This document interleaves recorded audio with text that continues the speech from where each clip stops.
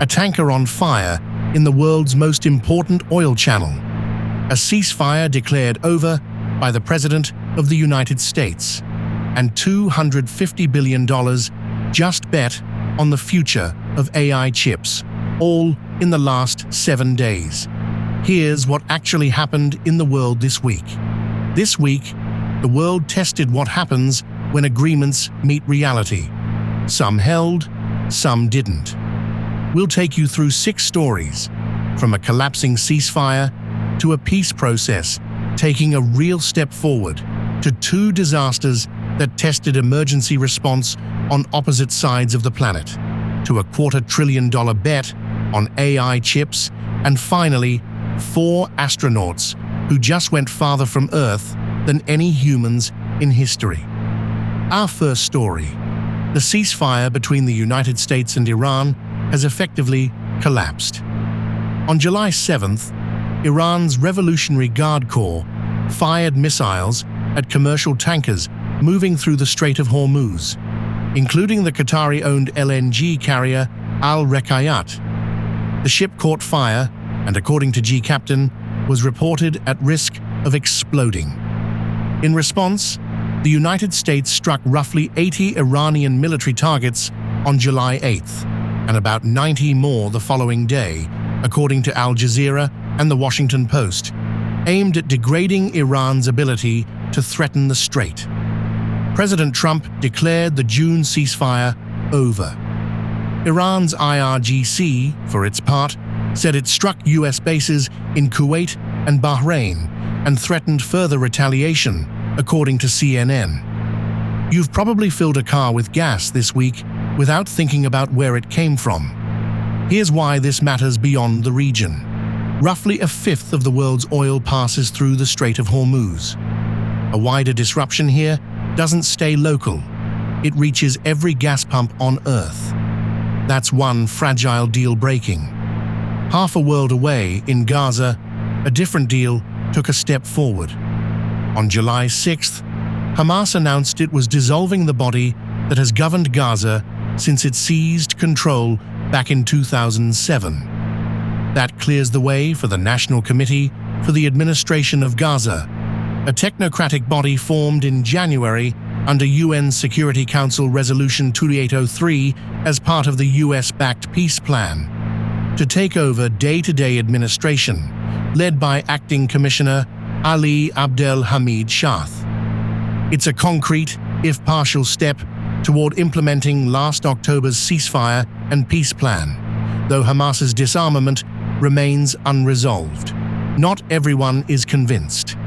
Israel's Foreign Minister, Gideon Saar, publicly dismissed the move, calling it a trick. 2 ceasefires, 2 very different weeks.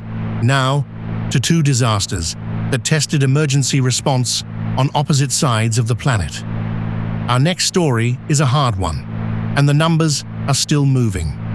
On June 24th, 2 powerful earthquakes, magnitude 7.2 and 7.5, struck near Caracas and the coastal city of La Guaira. 3 weeks later, recovery crews are still working, and the toll keeps climbing. As of July 7th, Venezuela's official death toll had reached approximately 3,535, according to Al Jazeera, with more than 16,640 people injured and tens of thousands more left homeless or missing. And officials caution that number is still rising. The U.S. Geological Survey's pager modeling system had warned early on that the toll could climb far higher still, potentially past 10,000. It's a measure of just how severe this disaster is and how much strain it's placing on Venezuela's emergency response, from an earthquake to a storm, this time in central China. In central China, a rare and violent tornado tore through Hubei Province on July 6th, reaching EF2 intensity and spawned amid storms tied to the remnants of a typhoon. It cut through the Huangangaju area, crossed the Yangtze River, and struck a wetland park and a local college campus. At least 11 people were killed, 331 were injured, and roughly 14,600 residents were affected, according to Global Times. In one moment, widely reported by CNN, a man was blown out of his 12th floor apartment, along with his furniture. He survived. From disaster recovery to a different kind of rebuilding, one measured in dollars and silicon. Now, to business. How big is the AI chip boom right now?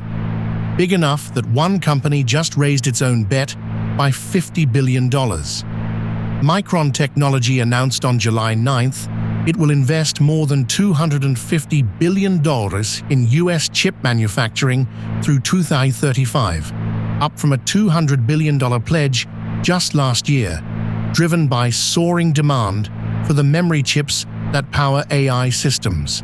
The company also committed $3 billion to GlobalWafers' Texas silicon wafer operations and poured first concrete at its new fab in Clay, New York. Micron says the plan supports producing 40% of its DRAM chips domestically and creating more than 90,000 jobs. Shares rose as much as 6.6% on the news. The same week, the Nasdaq closed at a record high on AI chip strength. And from a bet on the future here on Earth to 4 astronauts who just went farther than any humans in history.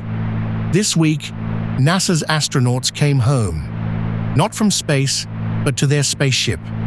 Commander Reed Wiseman, Christina Koch, Victor Glover, and Canada's Jeremy Hansen returned to Kennedy Space Center this week to reunite with their Orion capsule, their first time seeing it since launch back in April. 3 months ago, that capsule carried them on a record-breaking crewed fly-around of the moon, a mission that set a new human distance travel record of 252,756 miles from Earth, and Christina Koch became the first woman ever to fly toward the moon. NASA is now looking ahead to Artemis III, which will practice lunar lander docking in Earth orbit, with a crewed moon landing targeted for Artemis IV as early as 2028. That's this week, from a Strait on fire to a spaceship coming home. Some deals broke, some held, and the world kept moving regardless. If you want next week's recap the moment it's out, subscribe and turn on notifications.